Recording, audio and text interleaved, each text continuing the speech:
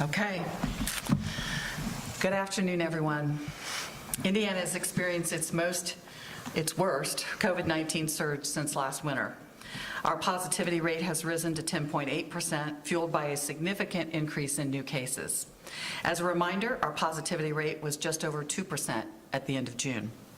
Since Monday, we have seen more than 20,000 new cases, with increases across all of our age groups. Pediatric cases have risen steeply, with the most significant increase in our 10 to 14-year-old age group, as you can see on the slide. We also have seen sharp increases in the 5 to 9-year-old age group and among our older teenagers. Many of our hospitals are once again struggling with staffing and capacity issues. Nearly 2,200 Hoosiers are currently hospitalized with COVID. Keep in mind that our peak was just under 3,400 patients. And we've seen the percentage of available ICU beds fall again, which impacts every Hoosier in need of critical medical care. Yesterday, we received updated reports on available ICU beds in hospitals across all 10 emergency preparedness districts in our state. 4 of those districts reported utilizing more than 100% of their ICU beds. Those districts were 2, 3, 5, and 10. Representing the northern, northeastern, central, and southeastern portions of our state. The majority of the hospitalizations continue to occur among our older Hoosiers. This is the age group in which we have seen the biggest increase. But we've also seen an increase in children being hospitalized. Many of these children are not yet eligible to be vaccinated. To anyone who argues that COVID-19 does not impact children, I can assure you that every parent with a hospitalized child would disagree. This surge continues to be fueled by the extremely infectious Delta variant. Nearly 98% of the new cases we are sequencing continue to be this variant. We only send a portion of tests for sequencing to determine if a variant is present, but this sampling provides an accurate representation of the level of the variant in our state. None of this is good news for Hoosiers. I've heard other medical professionals around the country state that this is the darkest time in the pandemic. Unfortunately, I share those sentiments. I want Hoosiers to understand that this surge isn't just impacting the individuals who are being diagnosed with COVID. It impacts the person who might need a biopsy to see if he or she has cancer, the accident victim who gets held in an emergency room because there are no staff to put him in a room, the person who is depending on a joint replacement to relieve their extreme pain. I saw a photo recently of a young cancer patient from Indiana sitting in the back of a patient's van instead of being inside the hospital where there were no beds for him.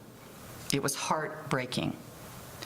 We have begun seeing hospitals cancel or postpone some non-emergent procedures again to ensure that they have the capacity for the severely ill or injured.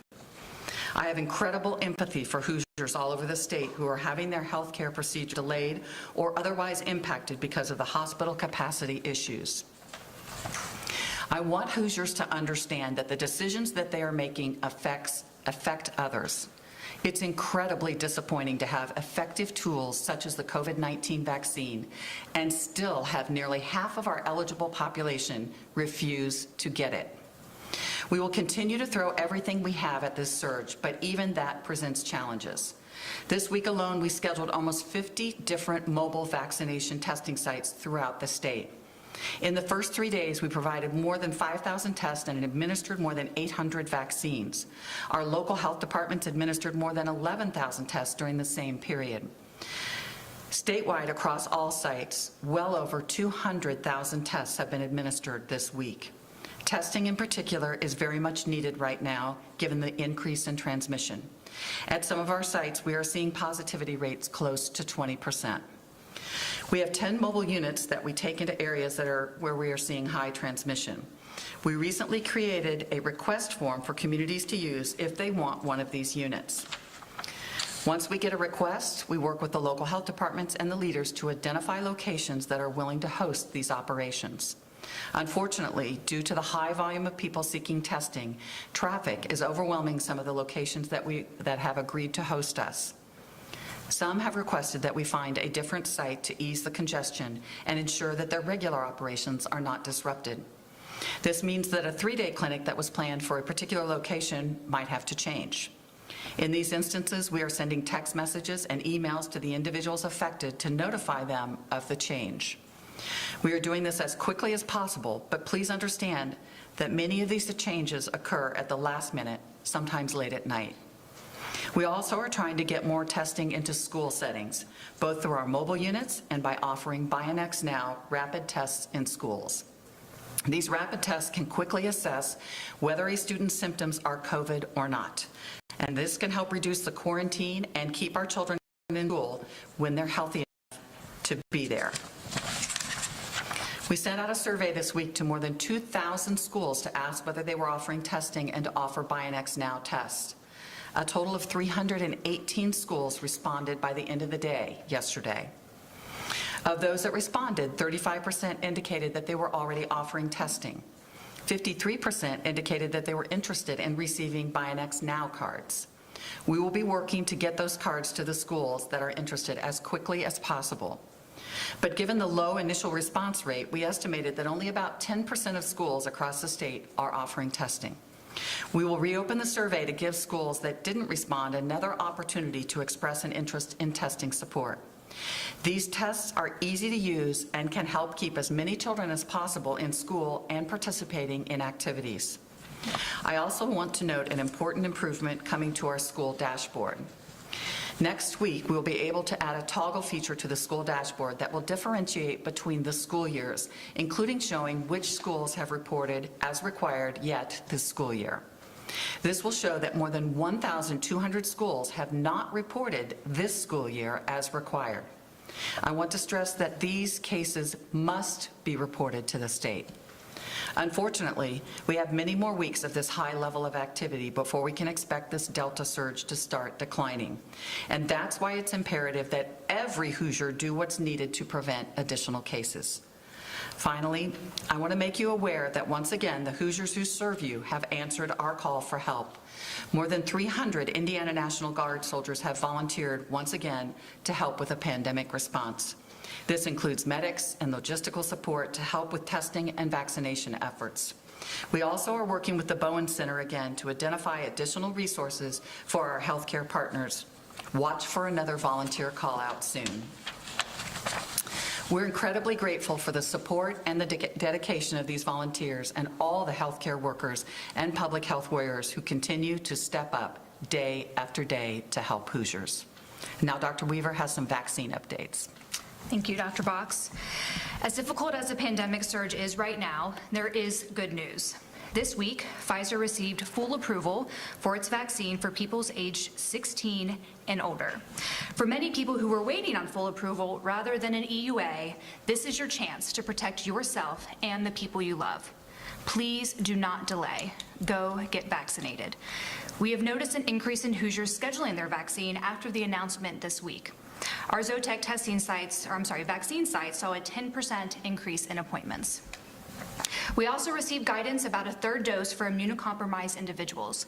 This includes people who are undergoing treatment for cancer, recipients of solid organ or stem cell transplants, individuals who have advanced or untreated HIV infection, and people who are taking certain medications that suppress their immune system.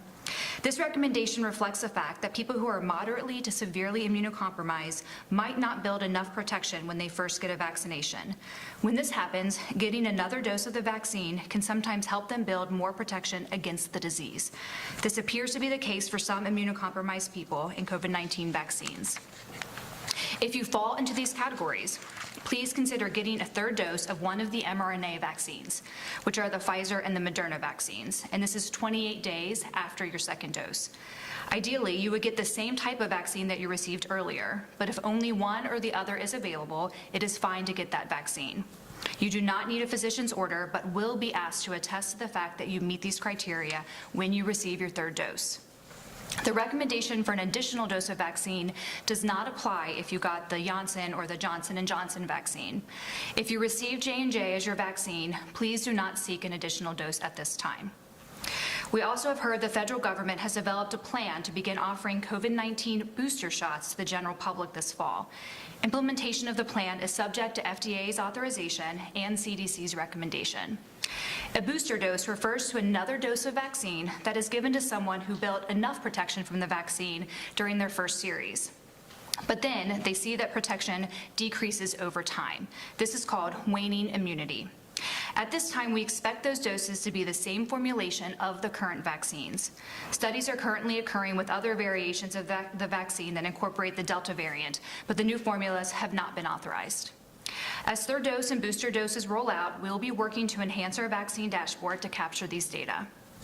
Studies out of Israel are very promising with regard to booster shots, showing a significant increase in protection, even against the Delta variant.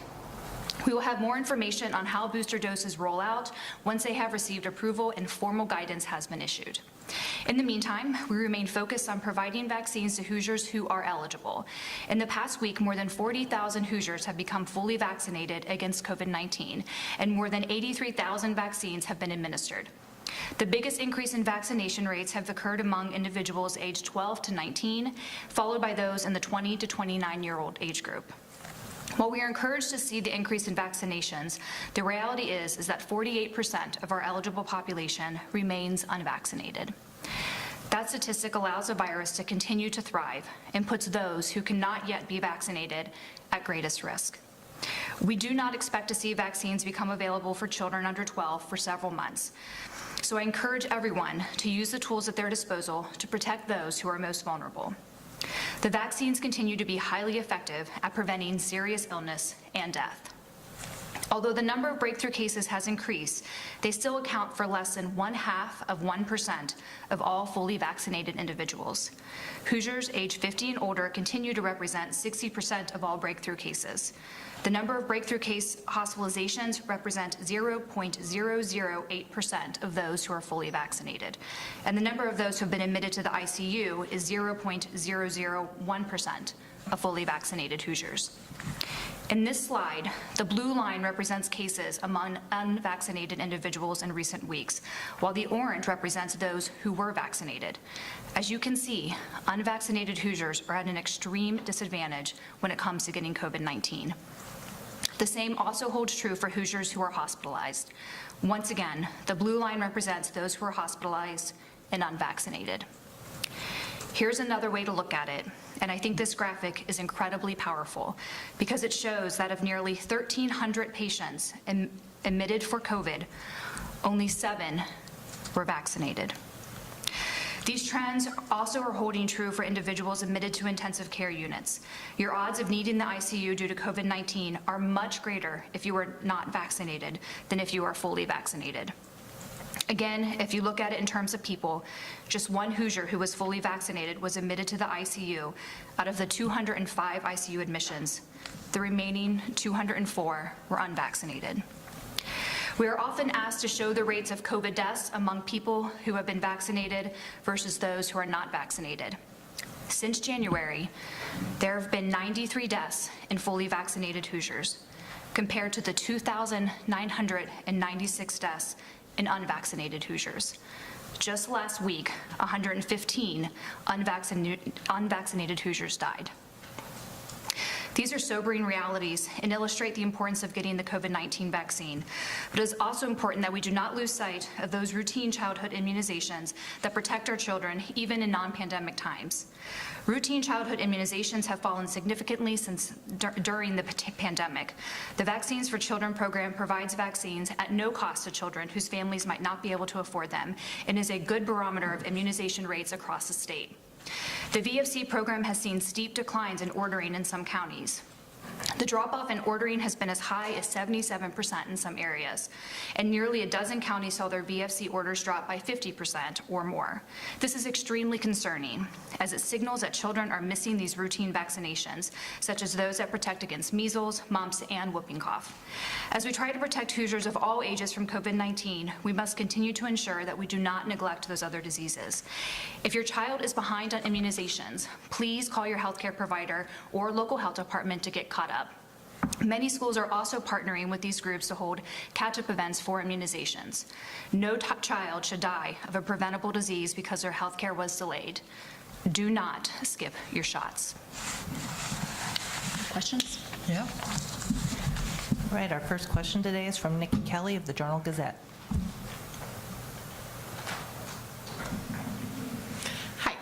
have two quick questions. The first is, I wanted you to clarify very specifically on the school dashboard.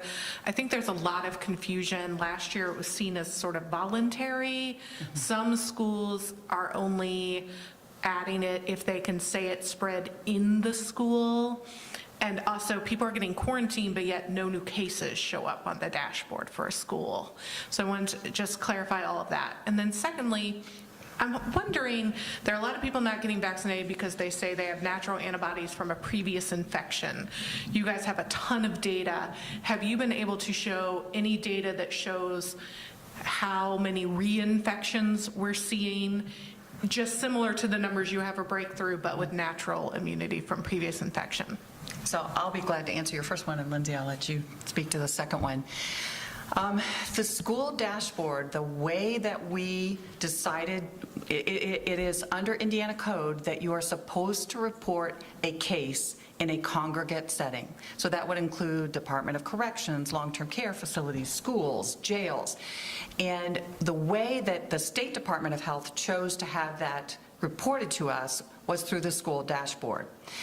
We have found that the school dashboard right now reflects last year's numbers and this year's numbers, so that's why we're putting the toggle in so you can separate last school year from this school year. It's a little different than when we talk about other years starting in January.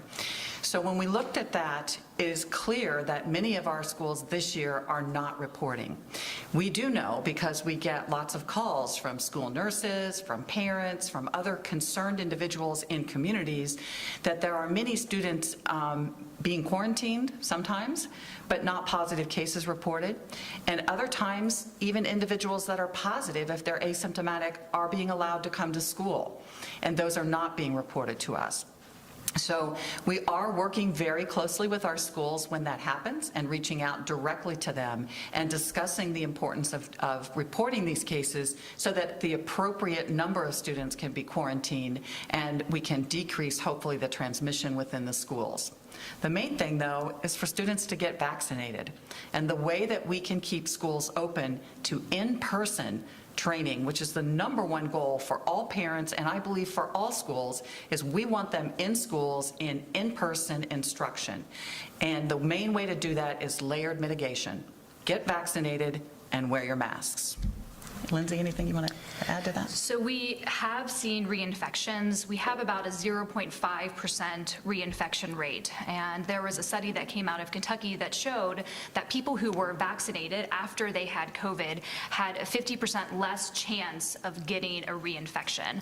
And right now we have just over 400 Hoosiers who had COVID and then got vaccinated and then were reinfected. So it is still important that we're all following the correct measures that we do, but your risk, if you've been vaccinated after you've had COVID, is half that to get reinfected. So it is still really important to go ahead and get vaccinated. All right, our next question is from Rob Burgess of the Wabash Plain Dealer.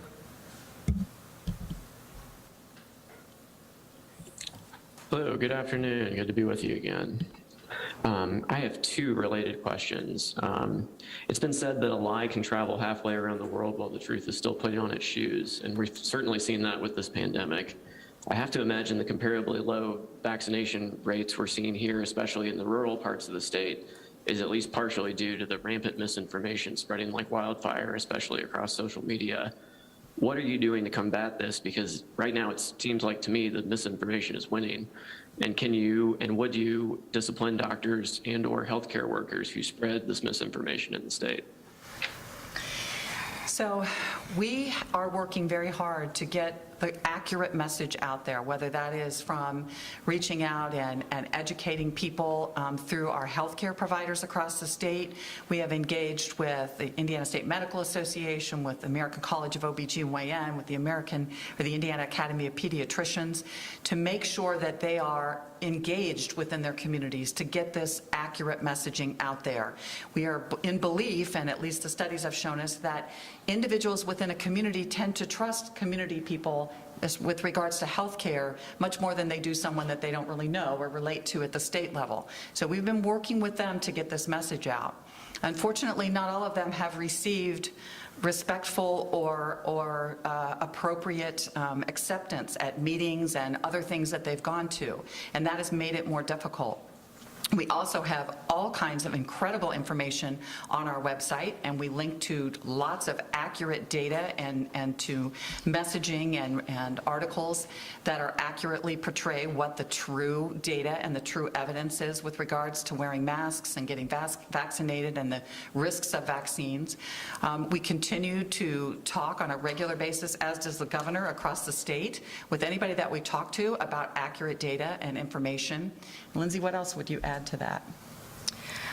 I think, people need to talk to their healthcare providers, that these are people who, healthcare is a calling to them. They have dedicated their entire lives to being able to take care of other people and to educate on the people they do take care of about the right thing to do is. So people know where they need to go to get the right information, and we will continue to put it out there as much as we possibly can and to support the people who are out there sharing the correct information. Our next question is from Brandon Smith of Indiana Public Broadcasting.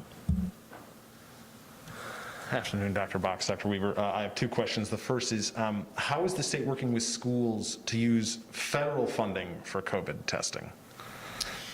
So we have quite a bit of federal funding available that we can write to and actually draw down on if we have schools that are interested in doing the testing.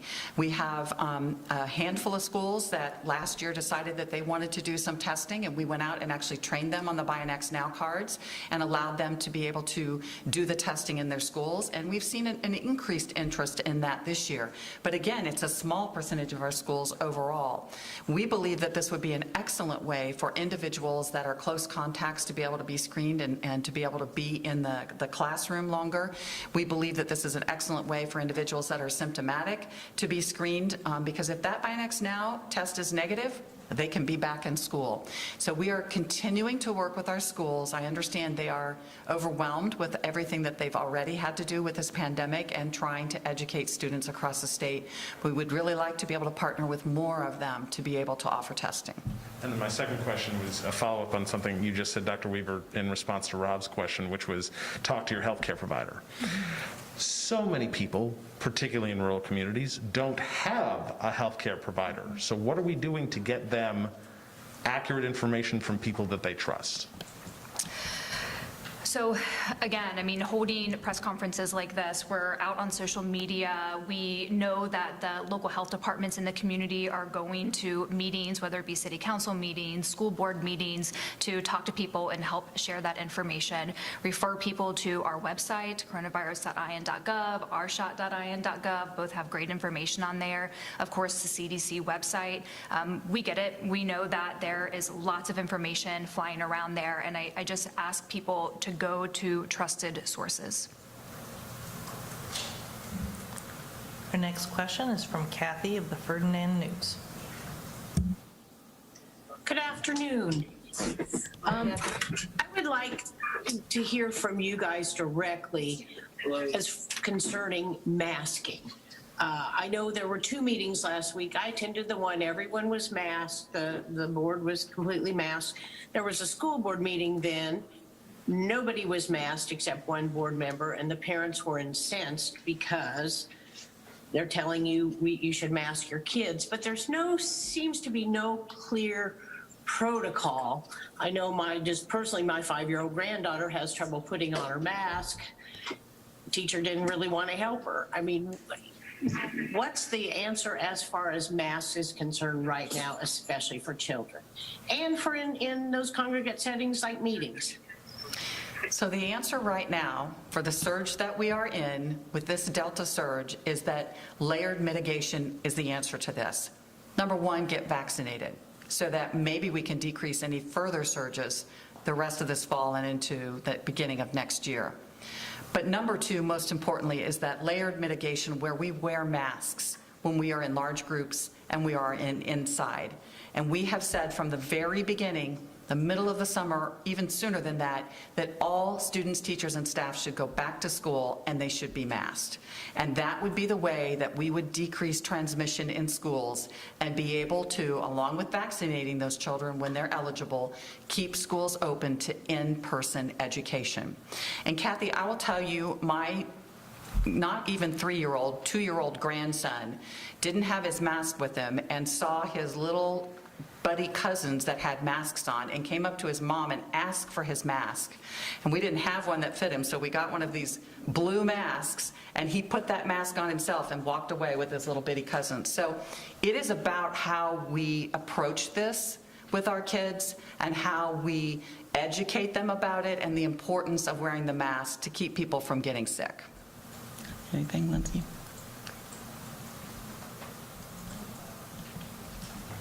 Okay, our next question is from Courtney from Fox 59. Hi, good afternoon.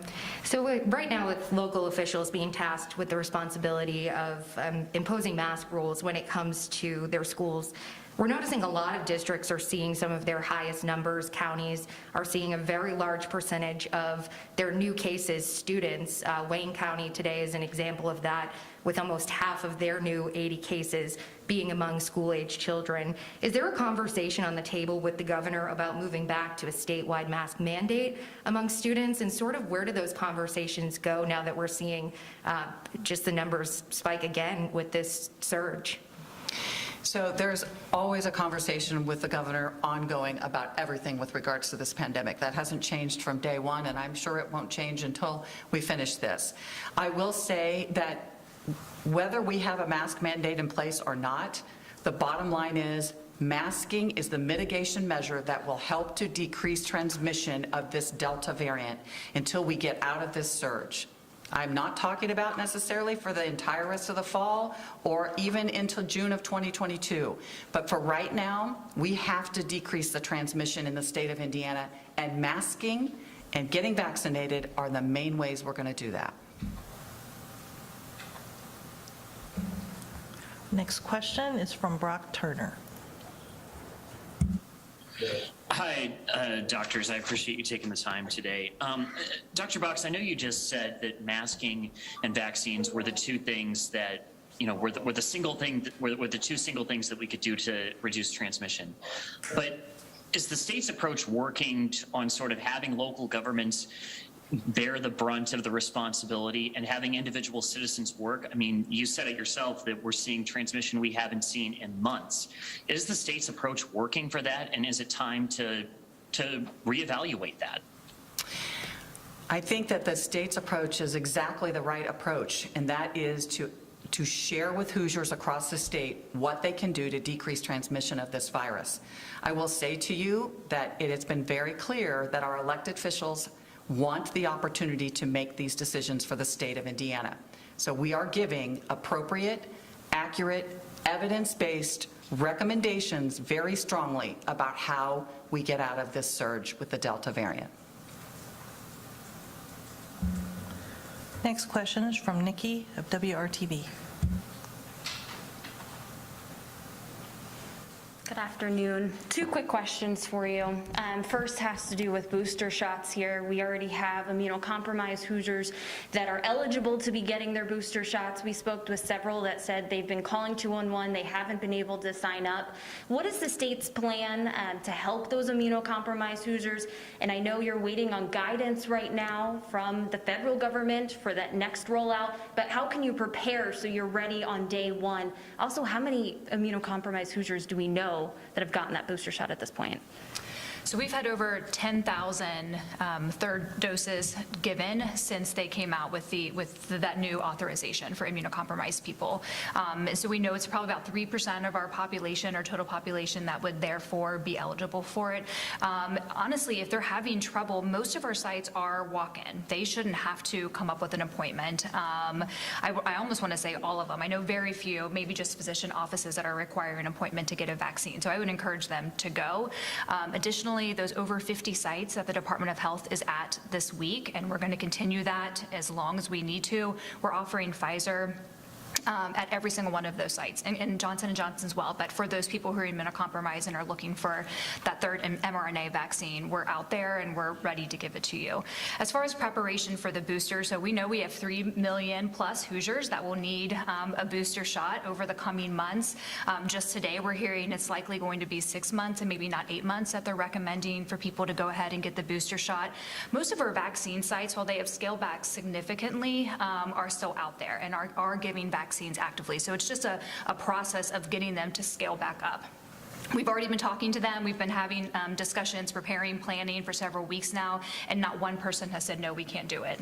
They just are going to have to look to these volunteers again, call on the outpatients, docs and nurses and other members of the community to come back in and help like they did the first time around. And if I've learned anything, I've learned that Hoosiers step up to the plate when asked. So I expect we'll be fully ready when the boosters are ready for us to give. And beefing up our National Guard presence again, which is tremendously important for us. Yes. A follow-up question just for both of you. As we stand here right now, I mean, we see the data, hospitalizations are going up, everything's going up.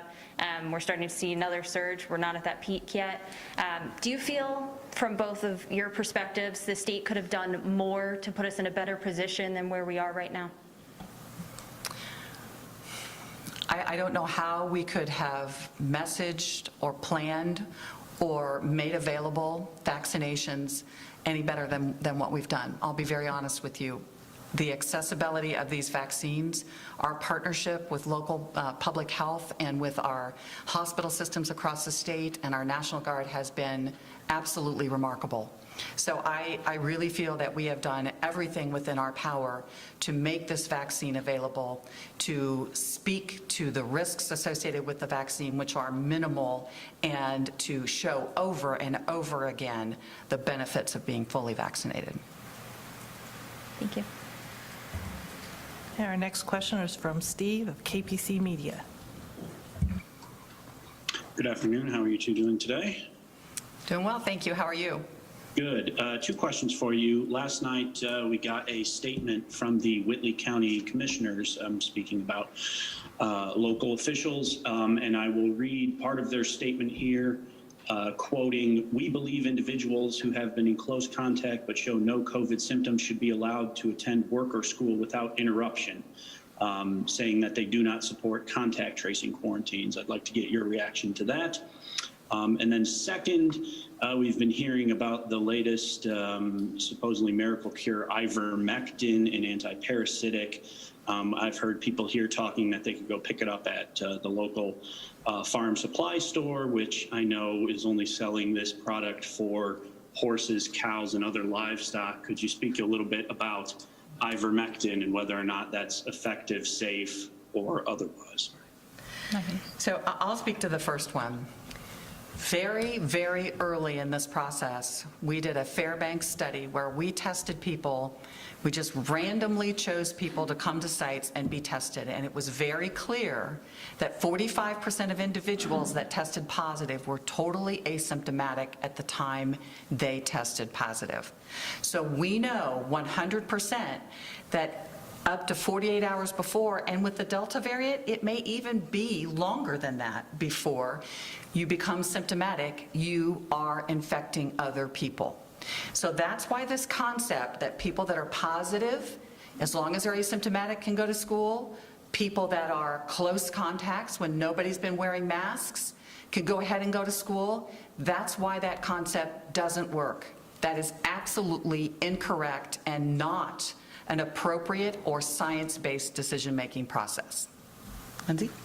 So I would say for the ivermectin, that studies have been done. Those studies have occurred to look at ivermectin and see if it is beneficial to help with COVID and that, and it is not proven to be beneficial.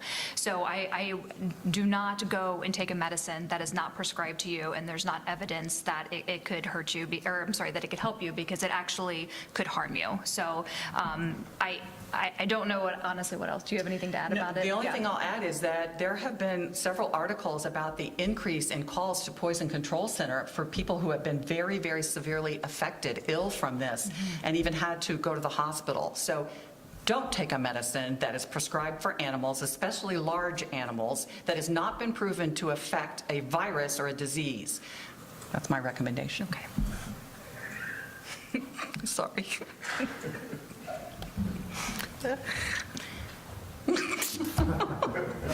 Our next question is from Casey Smith of the Associated Press. Hi, Dr. Vox. You said earlier it was disappointing that only about half of eligible Hoosiers have been vaccinated so far. I'm wondering if you have a goal in mind in terms of hitting some sort of rate of Hoosiers who are vaccinated and a timeline for that goal, especially with schools back in session and with this renewed strain on hospitals. So I'm going to let Lindsay speak to this, but my goal is 100% of people. I mean, we've shown how many people are dying and being hospitalized and severely affected with this. So 100% of eligible people. But if we could even get to 70% of people that are eligible, we'll see a dramatic decrease in spikes and further surges. Lindsay? And we've seen other states meet that number. I mean, those high numbers of vaccine rates. So we know that we can do it. It is incredibly heartbreaking as a healthcare provider to care for somebody who is sick and dying because they haven't gotten vaccinated. Young people, pregnant women, older people, and honestly, for a lifetime of being okay with people ignoring my medical advice, this is different, and it's feeling different for the healthcare workforce because it's not just them that's dying; it's the fact that they're infecting other people who are also getting very sick from it. And a point that I think we made in our talking points, and that is it's preventing other people from having beds to get treated. If it's preventing their non-emergent procedures, which could be something as simple as a biopsy to rule out cancer. So whether that makes a difference in their long-term health or it just makes a difference in the fact they live with the worry of that for the next 6 to 8 weeks. They don't have a bed to do the elective heart surgery and the other things. So it's not just affecting the people that are getting sick with COVID because they're not vaccinated. Our next question is from Carolina with the State House File. Good afternoon. I hope you're well given the circumstances. So my question is, based on the numbers you just shared and your comment about this being the darkest times of the pandemic, where do you see Indiana going given that certain individuals are not complying to COVID guidelines as they once did last year? Do you see improvement in the near future or probably worse results? So the near future, the next 2 to 4 weeks, or even maybe as long as 6 weeks, no, things are going to get worse. If Hoosiers do not start wearing masks to prevent transmission and more Hoosiers don't get vaccinated, we are going to see cases continue to increase probably till right after Labor Day, and then we will see hospitalizations follow as far as their increase within that next 2 to 3 weeks. I think the thing we are able to really control by getting vaccines now is whether we have another surge this difficult and this bad later in the winter or in the early January, February time. Lindsay, do you? I think we are fully expecting and preparing that things are going to get much worse with our hospitalizations here in the next 4 weeks. Next up is Rich Nye, WTHR. Just a second, folks, I'll be right there. Okay.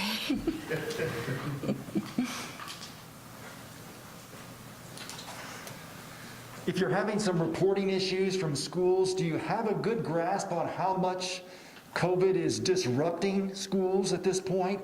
And is in-person classes actually driving some of what you would call the darkest time of the pandemic? Well, most certainly having students in schools together and doing extracurricular activities is contributing to these cases. We could definitely decrease the number of cases and transmission if those students would be fully masked all day in school, all students, teachers, and staff. It is difficult to know exactly what's happening when schools are not and not willing to report close contacts. And we are working with the schools very closely and talking to the Department of Education about what future actions or supports could be given to schools that are doing the right thing here. And I think that's very important. There are a lot of schools that are working very, very hard to report their cases, and it takes them a lot of time to do the contact tracing, to call parents, explain the situation to them. So I really want to give a shout out to the schools that are doing that. That's very, very important. But I do believe that our data from last year clearly shows through the Department of Education that our students lost significant ground not being in in-person education, and truly believe that our schools believe and parents believe that students need to be in person in schools getting their education. And our last questions are from Sherry with the Indy Star.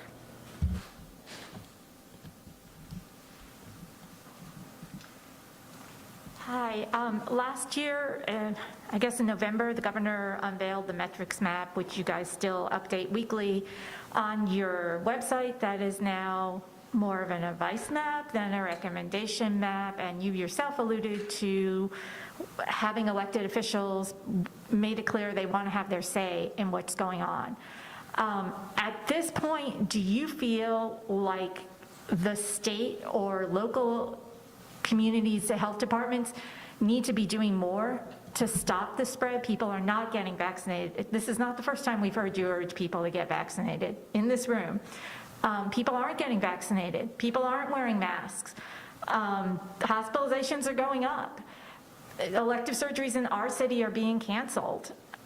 Is there a point at which somebody has to do something to stop it, or do we just rely on individuals to do the same things we've been asking them to do for a year that they're not doing? I am not sure, Sherry, what additional things to do. Even last year when we had a mask mandate, there were many areas of our state that chose to totally ignore that mask mandate. And we can show the data, how this is affecting Hoosiers, even Hoosiers that are fully vaccinated in their health care. And people feel very strongly that this is a personal thing that they want to have control over, and I understand that. I think this is a time where lives have felt very out of control for a lot of people across our state. And so the ability to have control over what they think is most important to them is something that is very difficult for them to give up. And I respect the fact that they have the right to make that decision for themselves and for their family. I do not understand how wearing a mask is so difficult for people to try to prevent transmitting this virus. I'm a healthcare professional. I've understood evidence-based information my whole life long, and Dr. Weaver deals with that every day. So it's hard for me to understand when I think very clearly the data and the evidence-based information shows that masks decrease transmission of this virus. And we know, and we've looked at the evidence for this vaccine, and we are incredibly blessed to have such effective vaccines that are as incredibly safe at the same time. So other than continuing to impress upon people the importance of this and the effects that their decisions are having on other Hoosiers across our state, that is where I am with this, and that's where I'm going to continue to be as a public health official. I will say that our local public health officials, for the most part, are doing this exact same job in their communities. Some of them are getting very positive responses and support, and some of them are getting very negative responses and no support. Okay, we did have one more online question come in. So our final question is from Alex with Choctaw. Hi, thank you so much. Hopefully you can hear me. I was wondering if you've been able to see any effects of schools' new mask policies on the number of pediatric COVID cases. School masking on? Yeah, if school mask policies are having an effect on pediatric cases. So I can't say specifically that we have a study of Indiana's cases and masking, but there are other studies across the United States that have shown very clearly that if students mask, a great one out of North Carolina, where they basically looked at all of their students being masked in the classroom, in the schoolroom, or in the school building all day long, and they found a less than 1% to 2% transmission rate. And so they basically recommended out of that study from Duke and North Carolina's Department of Education that you probably don't need to quarantine students if everybody is masked and follows that mask enforced policy all day long in the school building.